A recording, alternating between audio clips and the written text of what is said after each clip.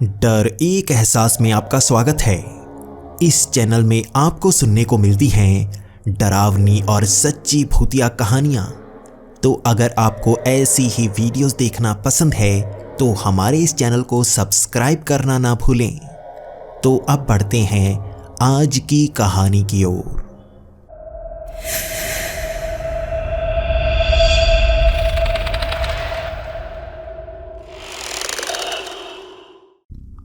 Hello दोस्तों, मेरा नाम सूरज है और मैं हरियाणा का रहने वाला हूँ। आज मैं आपको अपने साथ घटी एक बेहद ही डरावनी घटना के बारे में बताने वाला हूँ। ये बात 2 साल पुरानी है। उस समय मैं दिल्ली में आया हुआ था। मुझे यहाँ एक बड़े कॉलेज में एडमिशन मिल गई थी और मेरे लिए एक सबसे बड़ी परेशानी घर ढूंढने की थी। यहाँ पर किराए का मकान ढूंढना बहुत ही मुश्किल होता है। मैं अपने लंगोटिया यार राजीव के साथ दिल्ली में आया हुआ था और एक पूरा दिन घूमने के बाद भी हमें कोई ढंग का कमरा नहीं मिल पा रहा था। ना ही हमें हॉस्टल में कमरा मिला था और ना ही आसपास मिल पा रहा था। पुरानी दिल्ली में आखिरकार हमें एक घर मिल ही गया। यहाँ पर किराया भी बहुत कम था और इसी के साथ ये एक कॉलोनी में घर था, इसलिए सेफ्टी भी बहुत ज़्यादा थी। हमारे लिए खुशी की बात थी कि आखिरकार एक घर हमें मिल गया। हम इसके बाद पूरा दिन पार्टी करते रहे। हमें खुशी थी कि कॉलेज में एडमिशन मिलने के बाद हम दिल्ली में पढ़ेंगे और 3 साल तक हम यहीं पर रहेंगे। हमें दिल्ली पहले से पसंद था। हमें दिल्ली शहर पहले से पसंद था और हम यहाँ कई सालों से आना चाहते थे। पापा पहले नहीं मान रहे थे कि हम यहाँ पर शिफ्ट कर पाएं, लेकिन मैंने पहले से सोचा हुआ था कि मैं कॉलेज की पढ़ाई तो दिल्ली में ही करूंगा और इसी कॉलेज में करूंगा। आखिरकार मेरे सपने पूरे हो ही गए। भले ही मेरा परिवार मेरे साथ नहीं था, लेकिन मैं धीरे धीरे यहाँ पर पढ़ूंगा, उसके बाद काम करूंगा और अपनी पूरी फैमिली को यहाँ पर ले ही आऊंगा। मुझे अपनी ये कॉलोनी भी बहुत ज़्यादा अच्छी लगने लगी थी। हम कॉलेज से पढ़कर आते और कॉलोनी में बहुत सारी गेम्स खेला करते। यहाँ पर बहुत सारे दोस्त थे जो हमारे साथ पूरा दिन खेलते। संडे वाले दिन हम बहुत ज़्यादा खेलते और सारा दिन क्रिकेट खेलते हुए ही निकल जाता। कॉलोनी में वैसे घूमने फिरने के लिए ज़्यादा जगह नहीं थी। हम ढूंढ रहे थे एक पार्क जहाँ पर हम बैठकर बातें कर पाते, जहाँ पर हम पूरा दिन निकाल पाते। लेकिन पूरी कॉलोनी में ऐसी कोई जगह नहीं थी जिसे पब्लिक पार्क कहा जा सके। लेकिन हमने एक छोटा सा प्लॉट ढूंढ ही लिया था। हम उस प्लॉट के अंदर गए तो हमने देखा कि वहां पर एक बहुत ही पुराना मंदिर था। वो मंदिर चारों तरफ से टूटा हुआ था। वहां पर घास इतनी ज्यादा थी कि बाहर से पता नहीं लग पा रहा था कि अंदर कोई मंदिर है भी या नहीं। यहाँ पर इतनी भारी घास में इतना पुराना मंदिर कॉलोनी में किसी को पता तक नहीं था। हर कोई यही कह रहा था कि इस गेट के पीछे किसी ज़माने में पार्क हुआ करती थी। हमें खुशी थी कि ये पार्क हुआ करती थी, तो हम किसी एक हफ्ते इसकी पूरी सफाई करेंगे और दोबारा यहाँ पर पार्क बना देंगे। जब भी यहाँ पर हमारी बात हुआ करेगी तो इस पार्क के बारे में सब बात किया करेंगे। हमारी याद इस कॉलोनी के साथ पूरी तरह से जुड़ जाएगी। हम सबसे पहले नगर निगम वालों के पास गए, क्योंकि हमें ये पता करना था कि यह ज़मीन किसी के नाम की तो नहीं। हम किसी जगह पर कब्जा नहीं करना चाहते थे। हम नहीं चाहते थे कि किसी का प्राइवेट प्लॉट हो और हम वहाँ पर एक पब्लिक पार्क बना दें। यही कारण था कि हम नगर निगम वालों के पास गए और वहाँ से हमें खुशखबरी मिली। ये पब्लिक पार्क की जगह ही थी। इस पर किसी का कब्जा नहीं था और ये सरकारी ज़मीन थी जो बहुत पुरानी थी। लगभग 100 साल से भी ज़्यादा पहले से यहाँ पर कुछ नहीं बना है और यहाँ पर पेड़ भी लगे थे और बहुत ज़्यादा घास भी थी। ये जगह नॉर्मल से थोड़ी नीचे थी, इसलिए किसी को पता तक नहीं था कि यहाँ पर है क्या। वैसे यहाँ पर कीड़े मकोड़े या सांप भी हो सकते हैं, इसलिए यहाँ अंदर फांद कर कोई नहीं जाता। अगर जाता भी होगा तो उसको इस बारे में ज़्यादा पता नहीं होगा। लेकिन हमें तो इसकी सफाई करनी थी, तो हमने परमिशन ले ही ली। मैं राजीव के साथ मिलकर इसकी सफाई करने वाला था। पहले तो हमने कॉलोनी में रहने वाले सब दोस्तों से कहा कि हम मिलकर यहाँ पर पार्क बनाते हैं, लेकिन सच में कोई मान नहीं रहा था। हर किसी को खेलने की पड़ी थी, लेकिन हम फ्री टाइम में यहाँ पर बैठना चाहते थे, इसलिए हम खुद ही इसकी सफाई करना चाहते थे। मैं और राजीव एक सुबह लग ही गए। हमने सबसे पहले घास की सफाई की। यहाँ घास बहुत ज़्यादा थी और ये पार्क भी बहुत ज़्यादा बड़ी। हमने देखा नीचे ईंटों की पूरी रोड सी बनी हुई थी। भले ही यहाँ पर सिर्फ एक ही इंसान आगे बढ़ सकता था, लेकिन फिर भी इसे पूरी तरह से गार्डन बनाया गया था। किसी ज़माने में यह पार्क हुई होगी, लेकिन ये किस तरह से पुरानी हो गई हमें नहीं पता। लेकिन हमें उस मंदिर के अंदर जाकर भी देखना था। भले ही वो टूटा हुआ था, लेकिन फिर भी उसकी कोई भी ईंट अंदर नहीं गिरी थी। हमने देखा अंदर से वो बहुत ज़्यादा साफ था और ऐसा लग रहा था जैसे कि अंदर से किसी ने सफाई की हो। बिल्कुल साफ, ना कोई मकड़ी का जाला और ना ही कुछ और। हमने उस दरवाजे को हटा ही दिया और हमने देखा अंदर एक मूर्ति रखी गई थी। पहले हमने पहचानने की कोशिश की, क्या वो किसी भगवान की मूर्ति है? क्या सच में ये कोई मंदिर है भी या नहीं, क्योंकि इसका आकार थोड़ा सा अलग लग रहा था, लेकिन बाहर मूर्तियों के निशान से बने थे, इसलिए हमने ये सोचा था कि यह मंदिर ही होगा। लेकिन अंदर भी इस तरह मूर्ति रखी गई थी, तो हमने ये सोच लिया था ज़रूर ही ये किसी ज़माने में मंदिर रहा होगा। लेकिन ये मूर्ति किस भगवान की है? वो मूर्ति बहुत ही अजीब सी थी। हमने पूरी कोशिश कर ली, लेकिन हम समझ नहीं पाए वो मूर्ति किसकी थी। बहुत ही अजीब, बिल्कुल लाल सी मूर्ति और बड़ी बड़ी आंखें। ऐसा लग रहा था ये किसी शैतान की मूर्ति हो, लेकिन किसकी? हम सोचते रह गए। उसके बाद हमने अंदर भी सफाई की और बाहर भी। अब काफ़ी कुछ साफ हो चुका था और वहाँ पर पेड़ों की कटाई भी होनी थी। हमने परमिशन ले ली थी। हम उन पेड़ों को भी काटने वाले थे और जो भी बिल्कुल रास्ते के बीच में आते उसे हम काटते। आसपास वाले को भी डेकोरेशन की तरह हम आसपास सेट से बना ही लेते। यही सोचा हुआ था हमने। पहले दिन शाम तक हमने पूरी सफाई कर ली और मिट्टी को साफ करने का काम भी कर लिया। हम बहुत ज़्यादा थक चुके थे और हमने सोचा था कि कल हम इसकी पूरी सफाई कर ही लेंगे। हम उस शाम जल्दी ही घर के लिए निकल पड़े। हम काफ़ी ज़्यादा थके हुए थे, इसलिए हमने खाना खाया और हम बेड पर लेट गए। हम अगली सुबह जल्दी उठे, हमने खाना खाया और हम फिर से काम करने के लिए निकल पड़े। लेकिन जब हम उस पार्क में पहुंचे तो हमारी हैरानी का सबब नहीं था। वहां पर फिर से घास उग चुकी थी और एक ही रात में इतनी घास नहीं उग सकती। हमने मिट्टी को साफ किया था, किसी ने मिट्टी को फिर से वहीं पर लाकर रख दिया था। वहां पूरी रात काम हुआ लग रहा था, लेकिन वो पूरी जगह ऐसी लग रही थी जैसे कल हमने वहां पर कुछ ना किया हो। शायद कोई नहीं चाहता कि हम यहाँ पर काम करें। कोई इसकी सफाई करवाना चाहता ही नहीं। ज़रूर ही कोई इस पर कब्जा करना चाहता होगा, या हो सकता है यहाँ पर वो कब्जा करके बैठा भी हो। वो नहीं चाहता कि लोग यहाँ पर आएं और इसे पब्लिक पार्क की मान्यता मिले। वो कोई भी हो सकता है। कहीं नगर निगम वाले ही ऐसा तो नहीं करना चाहते, या वहाँ पर कोई इंसान इस पर कब्जा करने की कोशिश कर रहा हो। हमें सच जानना था। दूसरे दिन हम फिर से काम पर लग गए। फिर से हमें उतनी ही मेहनत लग रही थी, लेकिन हमने आज सोचा हुआ था सफाई करके हम मंदिर के अंदर ही छिप जाएंगे। हम देखेंगे रात को कौन आता है। हम पूरी तैयारी करके रखेंगे। जो भी यहाँ पर आएगा हम उसे पकड़ ही लेंगे। हम पता करेंगे क्यों यहाँ पर वो पार्क नहीं बनने देना चाहता। हमने पूरा दिन सफाई की।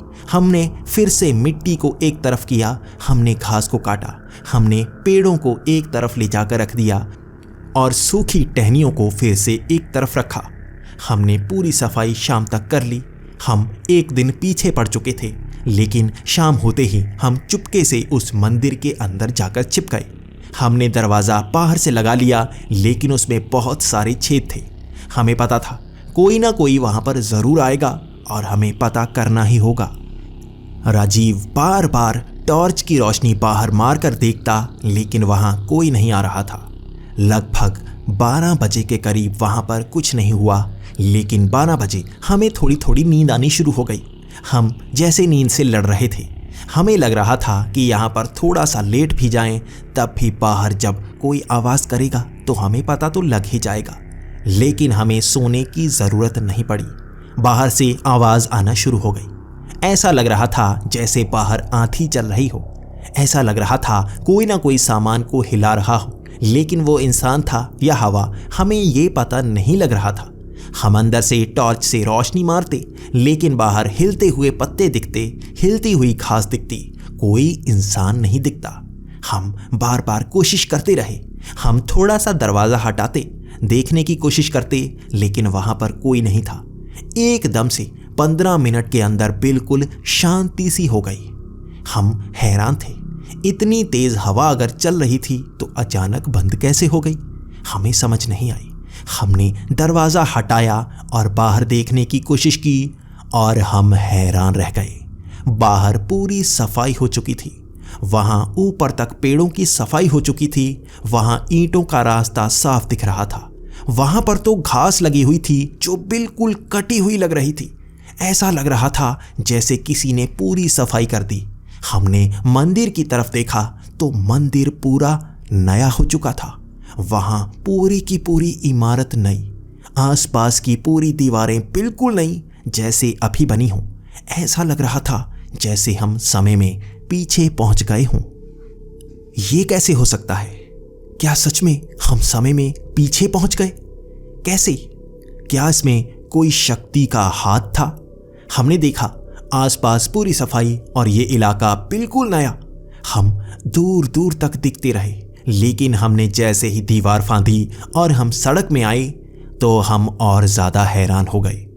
वो पूरी साफ सुथरी सड़क हुआ करती थी, जहाँ पर अब मिट्टी का रास्ता बना हुआ था, जैसे किसी ने पूरी की पूरी सड़क ही गायब कर दी हो। हमने आसपास के घर पहचानने की कोशिश की, लेकिन वहाँ पर घरों की हालत इतनी बुरी हो चुकी थी कि हम सोच नहीं सकते थे। वहाँ ऐसा लग रहा था जैसे 100 साल बीत चुके हों। हर घर टूटा हुआ, मिट्टी वाले घर भी बिल्कुल भुर चुके थे और बड़ी बड़ी इमारतें जैसे टूटकर नीचे गिर चुकी थी। हम देखते जा रहे थे और आगे बढ़ते जा रहे थे। हर कहीं हमें कोई इंसान नजर नहीं आ रहा था। टूटी हुई इमारतें और टूटे हुए घर। हम देखते गए। हम अपने घर जाना चाहते थे।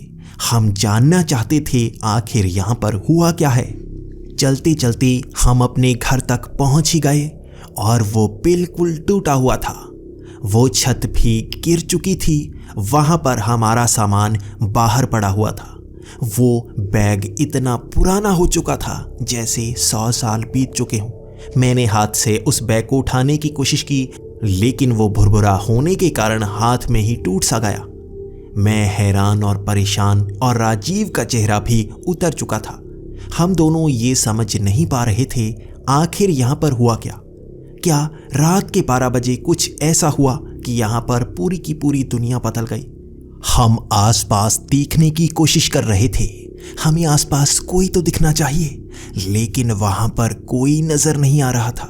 हम दूर तक चलते गए और हमें ऐसा लग रहा था जैसे वो समय बहुत पहले बीत चुका हो। हम जानते हैं ऐसी शक्तियाँ कुछ भी कर सकती हैं। हमने फिल्मों में देखा है। क्या हमारे साथ भी कुछ ऐसा ही हुआ है? हम समझ नहीं पा रहे थे। इस अंधेरे में दूर तक कुछ नज़र नहीं आ रहा था और यहाँ वो तूफान भी नहीं था। क्या हुआ यहाँ? चांद की रोशनी में हम ज़्यादा दूर तक नहीं देख पा रहे थे। जैसे जैसे हम आगे बढ़ते जा रहे थे, हमें दूर तक कोई रोशनी नज़र नहीं आ रही थी। हम डरे हुए, सहमे हुए इसे समझने की कोशिश कर रहे थे। दूर हमें एक आग नज़र आई। ये किसी ने आग जलाई हुई थी। ऐसा लग रहा था कोई वहाँ पर हाथ सेक रहा था। हम भागते हुए उसकी तरफ गए। हम उससे बात करना चाहते थे। हमने देखा एक बूढ़ा आदमी वहाँ लकड़ियाँ जलाकर हाथ सेक रहा था। वहाँ इतनी सर्दी थी ही नहीं कि वो हाथ सेके, लेकिन हमें उससे कुछ सवाल तो करने ही थे। हम भागते हुए उसके पास आए तो वो हमें देखकर जैसे मुस्कुरा रहा था। हम भी घबराए हुए। उसकी मुस्कान काफ़ी अजीब सी थी। उसके बाद पहला सवाल तो उसने ही पूछ लिया। उसने कहा, तुमने ये क्या पहना हुआ है? लगता है कहीं से उठाकर कुछ पहना है। ऐसे कपड़े तो अंग्रेजों ने पहने होते हैं, तुमको कहां पर मिले? ये सवाल काफी अजीब सा था, लेकिन हमारे सवाल ज्यादा बड़े थे। हमने उससे कहा, आखिर यहां पर हुआ क्या? ये बिल्कुल नया हुआ करता था। हम बस उस मंदिर में बैठे और उसके बाद हम यहां पर पहुंच गए। यहां आखिर हुआ क्या? उसके बाद वो बूढ़ा हंसता जा रहा था।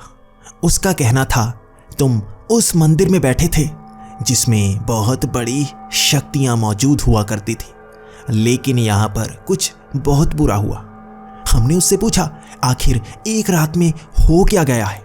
वो हमें ये बता रहा था, तुम्हें कल हुआ लगता है। ये तो बहुत साल पहले हो चुका है। बहुत बड़ा युद्ध, बहुत बड़ी लड़ाई, लोग पागल हो चुके थे। उन्होंने यहां पर खुद ये किया, किसी ने इसे नहीं भड़काया। राजीव को तो ऐसा लग रहा था जैसे वो बूढ़ा कोई पागल हो। राजीव ने अपनी जेब से मोबाइल निकाला और उसने देखा वहां तो सिग्नल नहीं आ रहे थे। उसने कहा, पहले तो यहां पर सिग्नल हुआ करते थे, यहां कुछ ही समय में कुछ हो चुका है। हम उस बूढ़े के पास बैठे उससे बातें करते जा रहे थे और वो हमें बहुत अजीब सी कहानियां सुनाता जा रहा था। वो कहानियां बहुत ही अजीब थी। हम थोड़े से गुस्से हो चुके थे और हम चलकर आगे को बढ़ने लगे। हम किसी और से बात करना चाहते थे, हमें उस पर बिल्कुल भरोसा नहीं था। हमने आगे देखा, एक छोटा सा खेत था। उस खेत में फसल लगी हुई थी और पास में ही बाड़ा बनाया गया था। वहां पर थोड़े से गाय भैंस को रखा गया था। हम ये सवाल जानना चाहते थे, आखिर इस बाड़े को किसने बनाया और एक ही रात में कैसे बना दिया? यहाँ पर हुआ क्या है? वहां आसपास कोई नजर नहीं आ रहा था। दूर दूर तक हमें बस वही जानवर नजर आए और कोई नजर नहीं आया। हम पूरी कॉलोनी में घूमते रहे और जैसे ही हम कॉलोनी के गेट से बाहर निकले, बाहर तो और भी बड़ी तबाही हो चुकी थी। वहां पर रेगिस्तान जैसा माहौल था, रेत ही रेत। वहां टूटे हुए मकानों के ऊपर रेत थी, जैसे वो मकान रेत में दफन हो चुके हों। लेकिन वहां पर हमें कुछ आदमी नजर आए। वहां उनकी परछाइयां बन रही थी और वो जैसे आगे की तरफ भाग रहे थे। हम भागते हुए उनके पास जाने की कोशिश कर रहे थे, लेकिन रेत में भागना कितना मुश्किल होता है आज हमें समझ लग रही थी। हम तेज नहीं भाग पा रहे थे। हम भागते हुए उनके पास गए तो हमें महसूस हुआ वो जिंदा इंसान नहीं थे, जैसे धुंधले से इंसान हवा में गायब से हो रहे थे।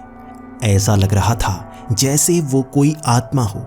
वो बिल्कुल ऐसे ही लग रहे थे। मैंने पहचानने की कोशिश की, वो राजेंद्र अंकल थे। मैं उन्हें पहचान सकता था। वो नगर निगम में काम किया करते थे, लेकिन आज वो धुंधले से नजर आ रहे थे। मैंने उन्हें बुलाने की कोशिश की, लेकिन वो जैसे अलग सी दुनिया में हो। वो हंस रहे थे, वो किसी को देखकर खेल रहे थे। वहां एक बच्चा भी आया, मैंने उसे पहचाना, वो उनका बेटा था। वो उनके पास आया और खेलने लगा। उनको तो जैसे हमारी परवाह ना हो, जैसे वो हमारे समय के ना हो।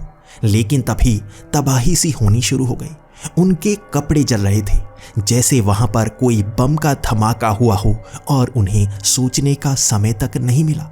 वो भाग रहे थे और पीछे वो धमाका उनको जैसे जलाता जा रहा था। हम उस धमाके को देख नहीं पा रहे थे, लेकिन राजेंद्र अंकल के कपड़े जल रहे थे, वो तड़प रहे थे। हमने उस धुंधली सी आत्मा को जलते हुए देखा। हमें ऐसा लग रहा था जैसे हमें कोई इतिहास दिखाया जा रहा हो। हम समझने की कोशिश कर रहे थे। तब हमें लगा कि सच में हम समय में आगे आ चुके हैं। हमारे समय में कुछ ऐसा हुआ होगा जिसने यहाँ पर कुछ बहुत ही भयंकर किया। हमें भविष्य दिखाया जा रहा था।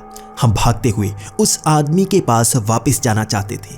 हम उससे कुछ पता करना चाहते थे, लेकिन राजीव बार बार कह रहा था कि उस मंदिर में कोई शक्ति है, हमें वापस जाना चाहिए, हम वापस जा सकते हैं। भागते हुए हम उस मंदिर के पास पहुंच ही गए। हम उस मंदिर के अंदर थे। हमने दरवाज़ा लगाया। हम आंखें बंद करके ये कोशिश कर रहे थे कि हम वापस अपनी दुनिया में पहुंच पाएं। हमने पूरी कोशिश की। 1 घंटे तक हम वहां पर बैठे रहे और जब हम बाहर आए, हमने फिर से वही देखा, कुछ भी नहीं। वहाँ बिल्कुल वैसा का वैसा ही माहौल था। हम वापस नहीं जा सकते थे। हम ऐसा महसूस कर रहे थे जैसे हम वहाँ पर फंस चुके हों। हम अब बस सवालों का जवाब चाहते थे। हम उसी बूढ़े आदमी के पास पहुँच गए। वो वहीं आग को सेक रहा था। हमने उससे पहले सवाल तो यही किए, यहाँ लोग कहाँ गए, आखिर वो गए कहाँ, और वो बाड़ा किसका है। उसने जवाब दिया, वो मेरा बाड़ा है। मुझे वहाँ पर जानवरों को रखना पड़ता है क्योंकि प्यास लगती है, भूख लगती है। मुझे फसल को उगाना पड़ता है। बहुत मुश्किल से मैंने इस छोटी सी ज़मीन को उपजाऊ किया है। मेरी सारी उम्र लग गई इसे करने में। खाना तो खाना ही पड़ता है।